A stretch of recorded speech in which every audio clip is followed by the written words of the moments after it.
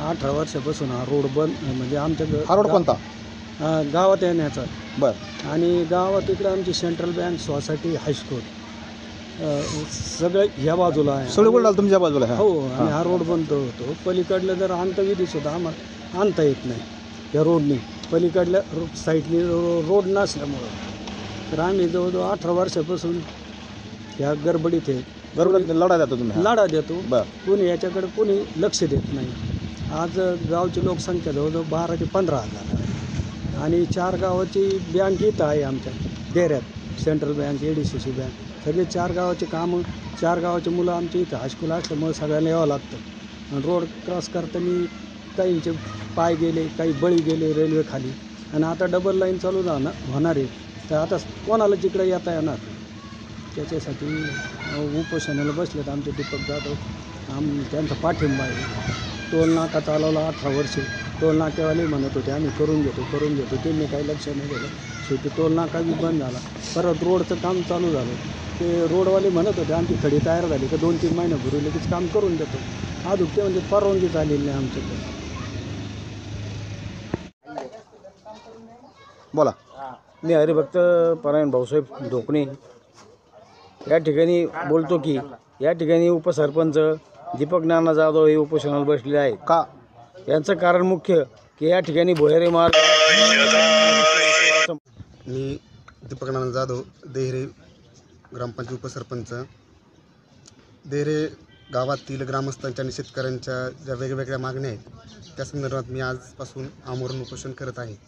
या अगोदरही आम्ही साधारणपणे 17 तारखेला 1 दिवसाचं लाक्षणिक उपोषण केलं होतं की जेणेकरून शासन आमच्या मागण्यांकडे लक्ष देईल.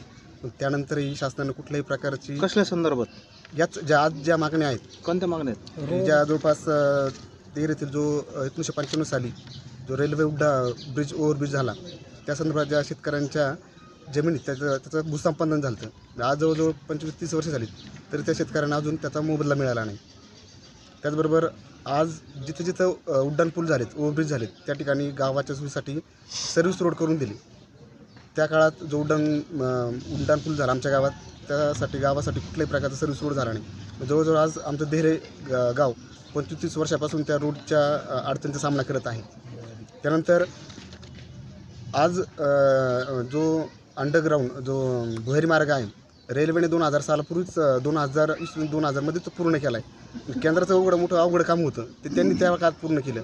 परंतु जवळजवळ मागच्या वेळेस जो सुप्रीमने जे काम घेतलं होतं त्यावेळेस त्यांनी आम्हाला शब्द दिला होता की तुमचा भुयारी मार्ग करून देऊ. परंतु त्या कंपनी आमची फसवणूक केली आणि आजही जो भुयारी मार्गाच्या आम्ही प्रतीक्षेत आहेत. आम्हाला ज्यावेळेस त्या मनीषा कंस्ट्रक्शननी युनिव्हर्सिटी मागितला होता त्यावेळेस शब्द दिला होता की देहरे हद्दीत काम करताना अगोदर तुमचं भुयारी मार्गाचं काम आम्ही करून देऊ. परंतु देहरे हद्दीत काम सुरू झाले तरी पण आज देखील तो भुयारी मार्ग सुरू झाला नाही. आज ग्रामस्थांना आम्हाला भीती अशी आहे की जे याच्या अगोदरच्या कंपनीने आम्हाला फसवलं तेच ही कंपनी आम्हाला का फसवणार नाही म्हणून आज दुसरी गोष्ट असं झाली की रेल्वेचं दुहेरी मार्गाचं काम सुरू झाले आणि त्यामुळे जे लहान विद्यार्थी आहेत, वृद्ध लोक आहेत, येण्या जाण्याचा रेल्वे क्रॉस करताना काही म्हणजे याच्या अगोदर बरेच बळी गेलेत. मग अजून आमचे किती बळी घेणार आहात? त्या दृष्टिकोन आमचे जे मागण्या आहेत त्या मागण्या जोपर्यंत मान्य होत नाही तोपर्यंत आम्ही हे उपोषण सोडणार नाही. आज या ठिकाणी देहरे ग्रामपंचायतचे उपसरपंच दीपक जाधव सर हे देहरे ग्रामपंचायत कार्यालयापुढं उपोषणास बसलेले आहेत.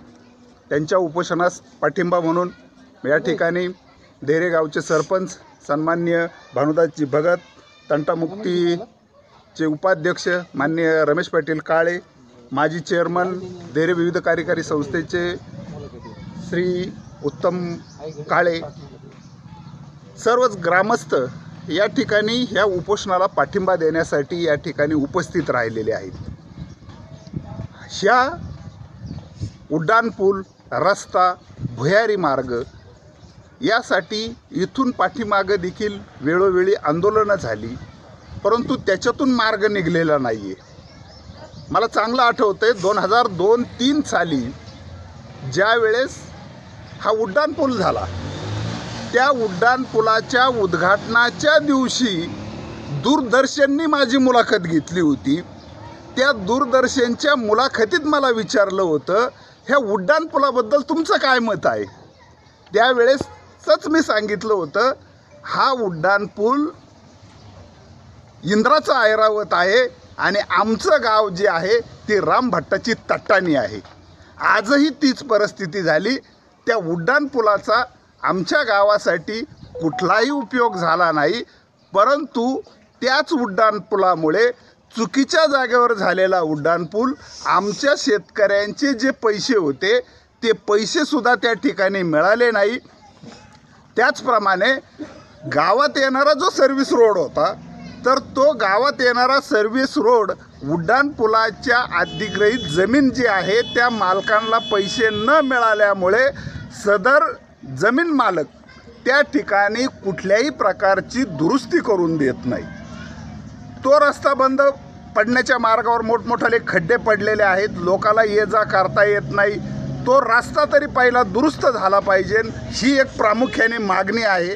जो कोणी त्या शेतकरी आहे त्या शेतकऱ्याला जे पैसे मिळालेले नाही आहेत त्या शेतकऱ्याला शासनाने तात्काळ त्याचे पैसे द्यावे. ते पैसे दिल्यानंतर आपण केंद्र सरकार, राज्य सरकार किंवा ग्रामपंचायत यांच्यामार्फत तो रस्ता कसा तरी पूर्ण केला जाईल.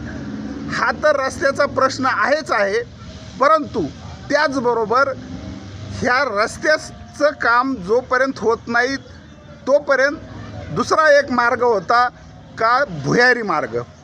तर गेल्या 25 वर्षापासून ह्या भुयारी मार्गाचं कामसुद्धा झालेलं नाही. गावात बँक, शाळा, माध्यमिक विद्यालय, उच्च माध्यमिक विद्यालय, प्राथमिक शाळा, सर्व संस्था ज्या आहेत त्या गावामध्ये आहेत. रोड क्रॉस करून या ठिकाणी गावामध्ये यावं लागतं. देरे, विळद, नांदगाव, शिंगवे या चारही गावातील लोकांसाठी या ठिकाणी ADCC बँक आहे, सेंट्रल बँक आहे. तर या बँकेमध्ये येण्यासाठी देखील ह्या चारही गावाच्या लोकांना एक तर तो रेल्वेचं लाईन जी आहे ती क्रॉस करून मधून यावं लागतं. जर ती क्रॉस नाही केली तर हा जो अधिग्रहित जमीन जी उड्डाणपुलाने केली होती, परंतु तो चुकीच्या ठिकाणी झाल्यामुळं त्या शेतकऱ्यांना जे पैसे मिळायचे होते ते पैसे न मिळाल्यामुळं तो रस्ता देखील होत नाही. अशा दुहेरी तिहेरी संकटात हे एवढं मोठं 15-16 हजार लोकसंख्येचं गाव हे सापडलेलं आहे. दुर्दैवाने या ठिकाणी सांगायला देखील वाईट वाटतं का आजपर्यंत जवळजवळ हे रेल्वे क्रॉसिंग करताना 20 ते 22 जणांचा बळी गेलेला आहे. एवढं असताना देखील, एवढं जागरूक गाव असताना देखील या ठिकाणी हा प्रश्न मार्गी लागत नाही. ह्या प्रश्न मार्गी लागावा यासाठी नाईलाजास्तव म्हणून या ठिकाणी देरे ग्रामपंचायतचे उपसरपंच दीपक जाधव हे उपोषणाला बसलेले आहेत. त्याचबरोबर संपूर्ण ग्रामपंचायत, देरे विविध कार्यकारी, देरे परिसरातल्या सगळ्या संस्थांनी त्या उपोषणास पाठिंबा दिलेला आहे. शासन दरबारी माझी नम्र विनंती राहील का लवकरात लवकर एक तर सर्व्हिस रोड तरी पूर्ण व्हावा किंवा उड्डाणपूल तरी त्या भुयारी मार्ग जो आहे तर तो भुयारी मार्ग तरी पूर्ण व्हावा ही अशी कळकळीची विनंती करून थांबतो. जय हिंद.